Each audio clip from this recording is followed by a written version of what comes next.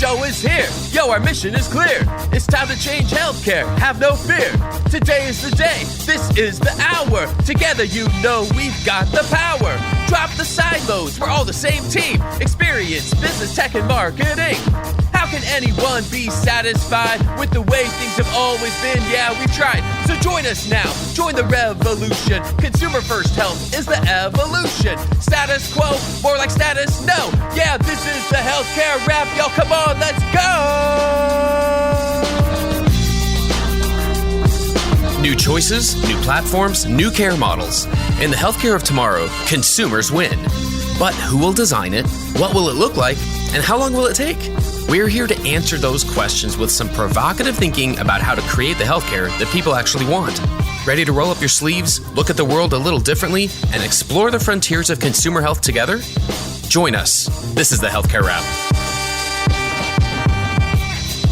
Welcome back. I'm your host, Jared Johnson, and here's what's going to go down today. We have the flavor of the week about Almond, a startup that's looking to modernize the OBGYN experience. What does their membership-based model include, and can it improve access for this important aspect of healthcare? I'll talk about that. Then we have the first of our 2023 predictions series, where we're inviting pairs of all-star guests to share their predictions for consumer transformation in the coming year and beyond. This week, we welcome Sara Vaezy from Providence and Barbara Casey from Pixel Health. Together, they give us a well-informed view of how both traditional providers and disruptors are addressing the calls to become more consumer-centric and what it all means for the industry and, most importantly, those whom we serve. It's time to dive right in. Are you ready? Let's go.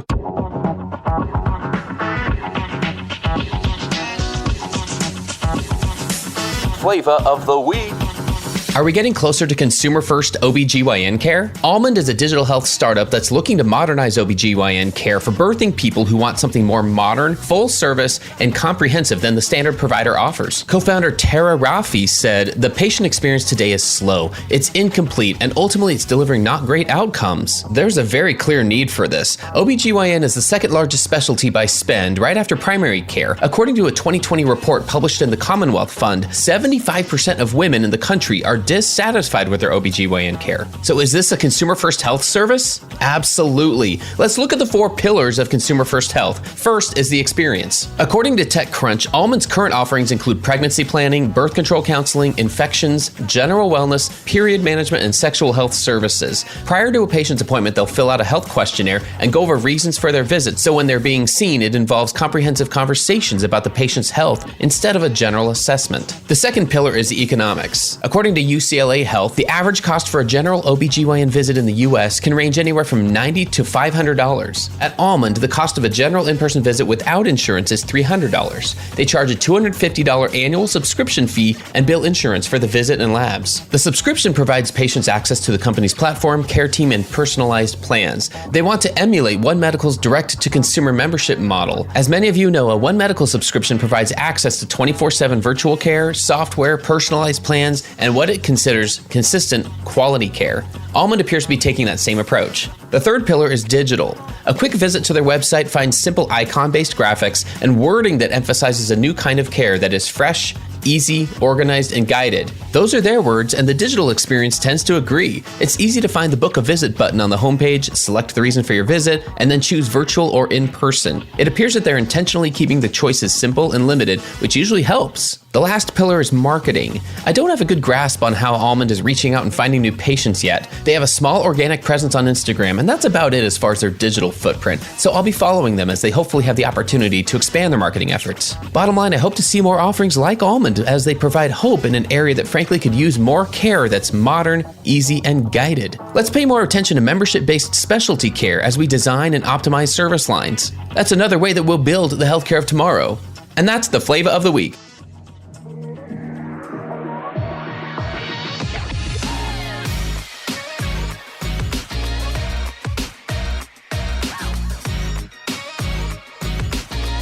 The flow. All right, everyone, let's get into the flow. This is super exciting. We're going to do a series of predictions episodes to wrap up the year, and each episode is going to have multiple guests. This is something we're trying it for the first time, and I could not be more excited to get this series started off than with the 2 guests I've got today. I want to welcome Sara Vaezy, Executive Vice President and Chief Strategy and Digital Officer for Providence, and I want to welcome Barbara Casey, who is the Chief Revenue Officer at Pixel Health. Sara and Barbara, welcome to the podcast. Thank you. Thank you, Jared. Let's break the ice here a little bit. And if we can start off, Sara, what would you like them to know about you and your background and where you are right now? Well, I would just say quickly, I've been in healthcare for my whole practically 20-year career so far, and I absolutely love it. And in my spare time, I hang out with my family. And I also run a small family-run hot sauce company that gives us a lot of spicy treats to eat and a lot of fun at the farmer's market. All right, we'll dig into that here in just a second, and I'll give Barbara a chance as well to fill in your bio. Barbara, what else would you like our listeners to know about you? Oh, sure. I have a 30-year all healthcare background as well. About a third of it is in consulting, a third of it is in the industry, in the healthcare industry, and then a third of it is in tech. So it's kind of a good combo, I think, for this topic. Oh, well, I'm going to definitely agree on that. a lot of well-rounded perspectives here for sure. So, all right. So I mentioned we get back into the hot sauce. Sara, tell us about that. Are there, I'm thinking like the holiday season's coming up. Are there like best sellers here? Like what kind of treats are we talking about? Yeah, we've got 3 different sauces. 2 of them are made with habaneros. One is like a roasted habanero. That's our original and my favorite. And then we've got a blueberry habanero that's like a little bit of like sweet heat. And then we do a fresh jalapeno that's a lot milder. So we do sell like holiday 3-packs if folks like that kind of thing. And they're all natural. So I highly recommend them. That sounds super fun. And then Barbara, tell us about a passion of yours outside of work as well. What do you do when you're not splitting your time with all the things going on in healthcare? Well, I love to cook too. So I might have to call Sara and get some of that hot sauce. I make, especially this time of year in the fall, I end up making all kinds of soups. And so I have threatened with my son to go into the soup business. So maybe I need to get some tips and tricks from my co-host here. Is there a favorite soup on your palate? Like if you had to, narrow it down to 1 or 2, do you have some favorites? My kids request time and time again the white chicken chili that we make. So then we all make it now, and it's really delicious. So that's a favorite. I'm getting hungry. Yeah. We could do like a spinoff series at some point, the healthcare cook-off or something. Yeah. The white chicken chili with the hot sauce. Mm-hmm. Okay. This really was a good way to start off the show. This is good stuff. So I'll tell you what, let's dig into this whole predictions thought. So what we wanted to do today is just have a little bit of fun and offer some predictions for 2023. We've got this new year coming up, and we wanted to focus on digital innovation. This is based on what the two of you are seeing and also where you'd like to see the industry go. I think it's important to think through both. There was an exercise that I just went through a week ago with an online community, and it was really interesting to me because it was a design thinking exercise, but we also talked about not just the current state of things, but we talked about a future state. And we had these 2 lists of Post-it notes side by side, and having 2 visual cues side by side, like these lists of Post-it notes, just really brought it to bear for me to realize some future state thinking is really helpful, especially when it's right next to what we see going on day to day. So we don't get lost in that, but we also see kind of a direction for it. And so that's what this is intended as just some things to think about. But I'm very curious. I'd love to just hear, what the two of you are thinking about in terms of where digital innovation is going, like what trends might you expect to see? And maybe we can start with health systems and hospitals. Sara, do you want to go first on this one? And then Barbara. Sure. And, this is a pretty broad topic, so I think I'll focus my comments in a couple of areas. The first, uniquely from the perspective of the provider sector, we are, the bottom fell out essentially on the health system and provider financials this year. And so I think we're already seeing this to some extent, but the implications and how they play out in 2023 will be really interesting. A real sort of swinging back toward the notion of supporting the core business and of what health systems do. And that can be both good and bad, right? A lot of times that thinking in and of itself can, create some consternation because it seems like we may not be making progress in the way that we would necessarily want to. Now, I don't think that's necessarily true. Like just being really good at the core thing that you do is actually great. And I think we will see a lot of that, like just that swing back toward getting really focused on driving high quality, high care within a health system. Now, what that doesn't do is prepare us for change as it relates to like the disruptive environment that's out there. So I think there's significant risk associated with doing that, but it never hurts to be really good at your core. So, I think we're going to see that. And what that means, like from a digital perspective, I anticipate, and we're already seeing some of this, that there is going to be a tremendous pullback, especially as it relates to sort of ill-defined concepts around digital health, or like a lot of, I've seen a lot of like dabbling in digital and without a clear thesis around like, what are you trying to drive when it comes to digital transformation within an organization? And so we're going to see, I think, a pullback in that since health systems are such a major buyer segment of a lot of the digital health companies that are out there, I think that's going to have, sort of a downstream, like cascading effect where, again, we're already seeing this where companies, their revenue is going to go down. I think a lot are going to really struggle to sustain. And that's irrespective of like what's happening in the sort of funding environment. And we're already seeing it kind of go back down to slight growth post 2019 levels, but definitely down from 2020 and 2021. So a pullback, and there's been a tremendous amount of defunding or scaling back of digital health teams. A lot of my digital CDO colleagues throughout the health system sector, again, they've left and moved on to other things, or their teams have been disbanded. So I think we're going to see a lot more of that, and that's concerning. Now, on the other side of things, I think there will be a major push toward demonstrating value and ask to demonstrate value through digital.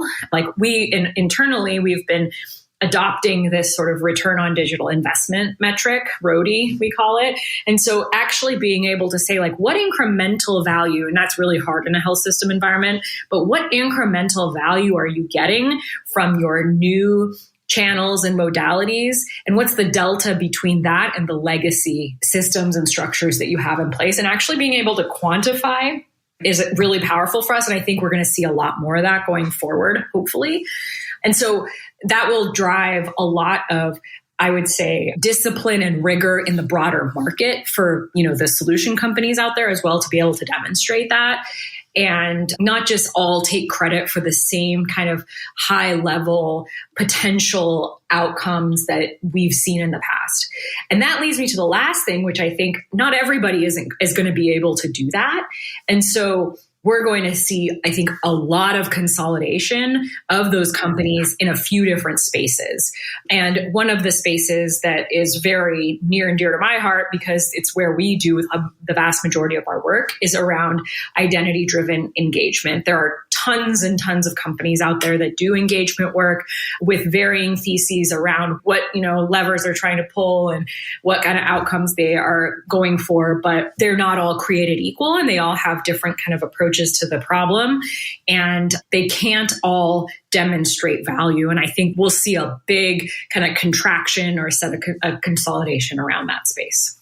Excellent. Barbara, what do you think? Gosh, it's a lot to play off of and respond to. I agree. I especially love your comments, Sara, about the identity, because I think too that I agree that that's a huge issue that's required for just more pure personalization. If we're going to have personalization, it has to be with a much better construct around patient identity. And the more digital health products that are out there and the more solutions or even point solutions that health systems are trying to deploy, without that strong center of identity to pull it all together, it's going to be very disjointed, I think, to the consumer. One of the things that I sort of had on my list was really about the workforce, that, the workforce has taken such a hit and a toll with the pandemic and coming out of that and now facing the triple-demic and other things that the country is facing right now. The workforce is just extremely weary. And I think going back to supporting the core, I think there is going to be a lot more emphasis on how do we really digitize the care experiences of the inpatient teams and the care teams in the hospital, and how do we make their experience of delivering care, much more digitally enabled and streamlined so that just their burnout and ease of use really changes. Because I think it's been, in lots of organizations, there's a zeitgeist of this that I think that are doing it right now, but it's not very easy to do for all of the care team to have a mobile device in their hand, for example, to really be able to take care of patients and do so in such a way that their digital solutions are extremely embedded in their workflows and very intuitive. That's something that I think would make a lot of sense. And it also would drive kind of that going back to their knittings and redoing workflows so that they are much more streamlined and as well as being high quality and supporting patient safety. So I think that's one in particular on the workforce side. I also think that physicians, we might even see more concierge medicine or even no insurance practices, because I think they're also at such a burnout point that there may be a sort of increase in that kind of a care model. And then I think in terms of just overall automation, I do see more automation happening in the hospital, in the health system. Obviously, we've had it for a long time. There has been RPA and revenue cycle, and AI certainly exists in a number of places, but definitely growing its utility, I think, and the ability to really support the providers in the environment, but also a lot more operational automation in hospitals. I think there are a lot of robots, for example, but I think there's even going to be more of those, and probably some solutions that manage the robot fleets would be even more prolific, like cloud-based software, for example, that really helps the administration and management operationalization of those robotic fleets in the hospital and just doing more things. So I think those three things, really help support that, how to arm the workforce with just more time and helping to make their experience of delivering care just more enjoyable. Well, yeah, it'll be interesting to see how that does. Like you say, streamline the care itself and the work that it takes to provide that care. I'm going to compare it and contrast that a little bit to what we see from what we've referred to as disruptors, capital D, disruptors, and other new entrants. So the ones we talk about a lot on this show, big tech, big retail, other non-traditional entrants, they're just swooping in and taking, some part of the value chain. They're not trying to compete directly with hospitals. They're the primary care startups, the payviders, everyone out there. I imagine we're going to see some things that are similar, some similar challenges that they're facing, but also a lot of different directions. Barbara, can we start with you on this one? What do you expect to see from disruptors and new entrants next year? Yeah, and you hit it, Jared. I mean, primary care, I feel like that's the area that's the most apt to be disrupted, especially in like the next year, because it's already started, with emphasis on virtual care and all the ways to do that. That really opens up all kinds of possibilities. I think with the increase in the non-traditional players in primary care and, of course, increase in costs and physician shortages, the real wave of consumerism and digital disruption, I mean, all of those things really put pressure on the traditional models, which I think is why we're seeing more disruption in that space. I think it's interesting, I kind of, to simplify it, it's probably an oversimplification, but I think about it like it's going to be Amazon and some of the big CVS, Walgreens, and all of that on the coasts, and Walmart in the middle of the country. That it would be kind of those players that would really emerge. And with all the private equity investment in primary care and just physician practices in general, that really starts to pave the way for this commoditization of primary care, at least at that very transactional level, and even urgent care. I feel like, those two things are pretty commoditized. So I think where health systems actually have an opportunity to really differentiate themselves is if they do stratify where they can play in primary care and where they can do a job that probably some of these retail and tech giants cannot. It's really in that chronic disease care and stepping up the game as it relates to geriatric care or dealing with patients who have multiple chronic diseases. And think about the primary care practice that really has the star internists. I think creating more leverage for those internists and really having I would say a differentiator or just a good quality ability to deliver really great quality to help people manage their care when they have multiple chronic diseases.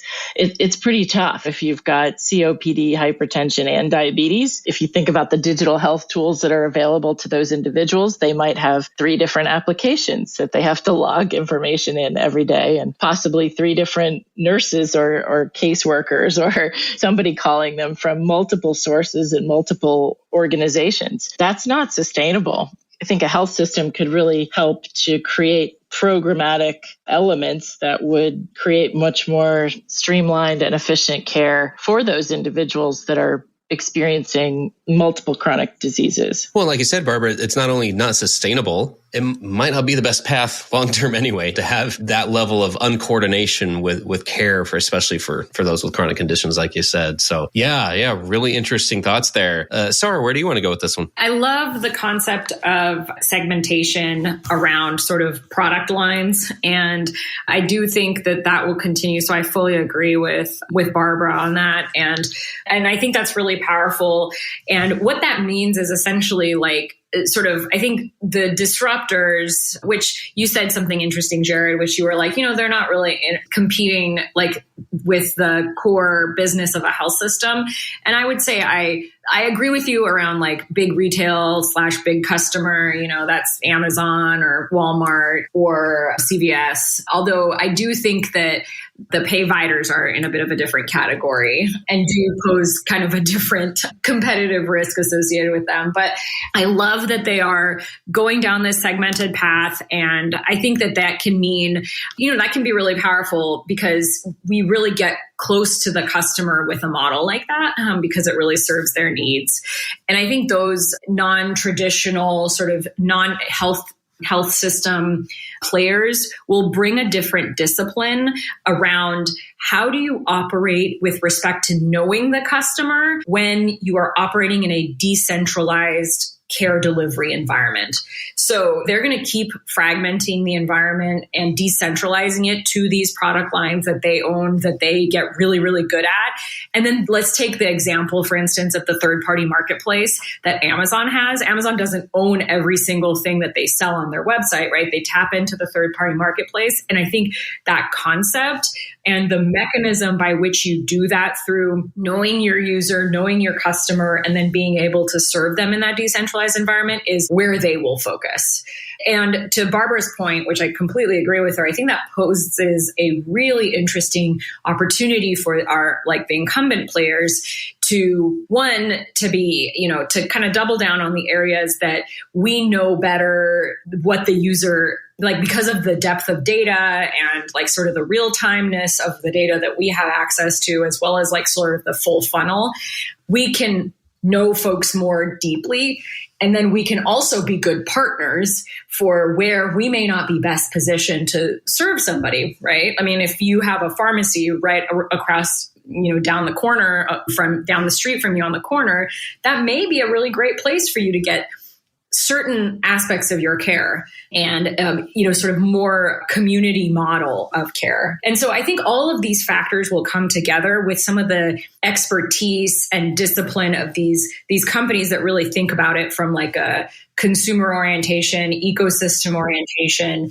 And I'm excited for that. And then they can go deep in certain areas. I don't think we should fight it at all. I think that we need a much more product oriented mentality when it comes to care delivery rather than like a loose collection of services that frankly we struggle with delivering on a really high quality experience that way.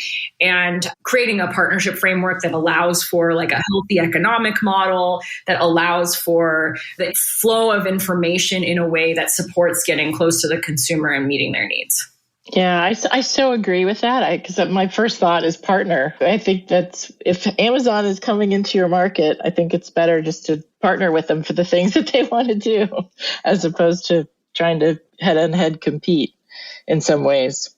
The other thing, I'm curious, Sara, as to what you're seeing in this space. I had another thought about this that I see, and I don't know how to quite articulate it maybe, but it seems like, especially for health equity, there are blurring lines between what I would call community resources and support and health, and really trying to bridge some of the social determinants of health and even the transitions of care. And what I mean by that, there are some digital applications that I've been looking into that are really purpose-built for certain populations in large urban areas or even other places that are really trying to connect those populations to specific resources. And it's blurring between health and food and nutrition and education, just all these different kinds of community sources. And so I guess, for health systems, how do you better integrate with those kinds of solutions so that we are achieving that health equity? So that could be a whole area of disruption in the next few years that I sort of see. I agree. I think it'll be a huge area of disruption. And it's an interesting area because I think, one, there's sort of the first wave of disruption, which is who does it, right? Is it the health system that tries to orchestrate all of it, or is it these other providers? And I think we're still to some extent within that first wave, and hopefully we'll be out of it. I may have an unpopular opinion, which is that I don't think health systems are the best deliverers of those services, but we do have an understanding of who individuals are often, though in some cases we even don't. So we may not even be the appropriate orchestrator at the community level, though then the question becomes, well, then what's the alternative? So I think, but we often, health systems try to own everything themselves. So I think we're hopefully getting past that phase where we're doing that, and we're much more, again, in a partnership orientation. That's wave one. Then wave two, I think fundamentally becomes how does that information get shared and utilized? And then what is the actual, again, the economic model behind it? And I think that one of the really interesting areas of disruption in this space is actually going to be how platforms that connect folks to resources can also be a mechanism for funds flow and financing of solutions that often don't get credit for the value that they have in people's health. So social services agencies and things like that are, sort of grant funded or government funded at various levels, but don't really get the full credit for the contribution that they make to the health of an individual. I think that could be a really interesting evolution, which is that the technology becomes almost like a funds flow mechanism, broker to do that. So we'll see if that pans out. I'll probably be proven wrong post haste here. Well, at the very least, it's a perspective that we don't hear that much about. We hear a lot of other things dominating the headlines. And that kind of makes me even curious what the two of you would think about this. Would you want to predict what brand outside big tech, big retail, whatever, what brand that will be talking about the most in the next 12 months? Sara, what do you think? That's such a good question. I think we will be talking a lot about the payviders, and in particular, the sort of massive imbalance and issues with distribution of value in the whole industry. And I think it's almost like a tale of two cities. Hospital financials they've had their worst performance in decades. Meanwhile, insurers and payviders are doing the best that they've ever done. And that tale of two cities, I think we're going to keep hearing about it, especially in the context of the payviders, and getting that sort of keen eye on what does that really mean? So I think that's going to be a big one, because they really are material in terms of where the activity and the dollars are in healthcare. Amazon and the innovation venture-backed community, they may get a lot of hype, but when we really think about it, the vast majority of care in the United States is delivered by health systems, and then the big insurance companies are doing all the sort of financial machinations on the back end, and that's functionally how it all comes together. Nothing else really operates at scale, and I think that that's going to be more and more important going forward. Very interesting. Barbara, what do you think? So what brand? I was thinking Apple, just because I think one of their latest releases, they were talking about even more encroachment into the healthcare system and just more that they want to do to power individuals' health, but also I feel get more involved in even the operations or administration. I mean, I think there was an article I read recently that was Apple will own or have its own provider capabilities within the next 5 years was a prediction. So I think that's a good one. And then I keep thinking about, I know that hospital at home became so huge and so many more investments were being made there by health systems. But to Sara's earlier point, there's probably less money to invest these days.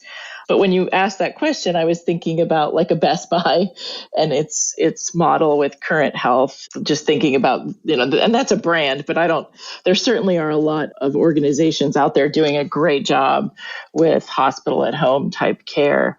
Even health systems own branded versions of that. I can think of many examples, but I do think sort of the idea of hospital at home will just continue to grow because I think it's in many times in the consumer's best interest as well as preference to have any services that they could in the comfort of their own home. As we all know, we probably recover better at home once we get what we need from the hospital. I think getting home is a huge piece of the recovery. So I think the more that we can use technology to create that kind of an experience, the better. Lastly here, what do you hope is the net result of all these trends, all the things we're talking about? So where do you hope it gets us, I guess, as an industry and as a society in the next 12 months if some of these things do happen the way that we think they might bear out? Barbara, let's start with you on this one and then Sara.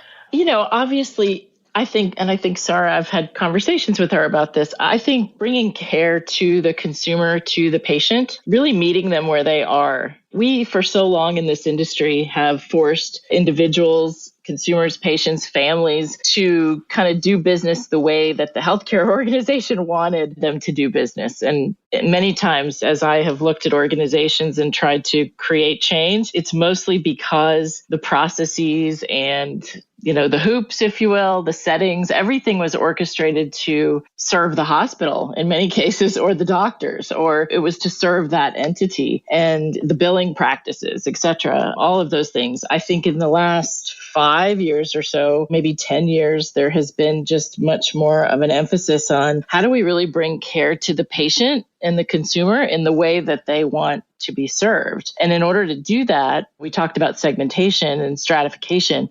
There's so many different individuals out there who want to consume healthcare very differently. And so how do we create a flexible and decentralized, abstracted, or almost virtualized healthcare model so that everyone can get care exactly the way that they want to? And I believe fundamentally that the digital aspects of that care model are so important. And so if we do contract, as we've kind of predicted here, if that contracts and health systems are spending less on that, I still hope that it will continue on in some form or fashion, because I do think that's what individuals want, is really to be known. Right? Know me and let me know that you know me and allow me to get that care in the way that it best fits in my life. I concur fully. I don't know how much I have to add to that other than I agree with everything Barbara said. I think better consumer experience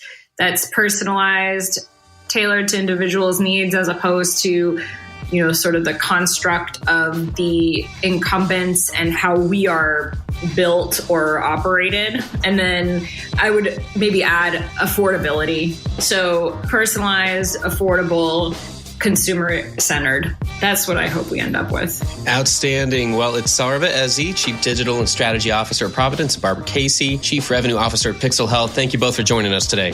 Thanks for having us. Thank you, Jared.